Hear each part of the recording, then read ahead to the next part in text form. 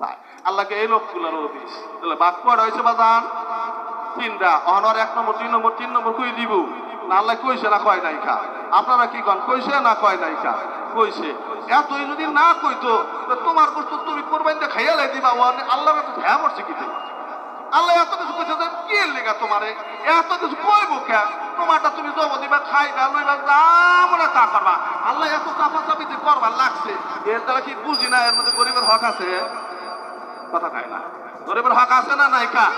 বাপের গাড়ির মধ্যে 1 লাখ টাকা বাপে খেতে কোন বাইন্দা দিয়ে দিছে পোলার কাছে, ছোট পোলা ওখানে যায় 70,000 হেতুর চাই পোলা যাইতে রেডি যায় কে? ওটার মধ্যে কি আছে?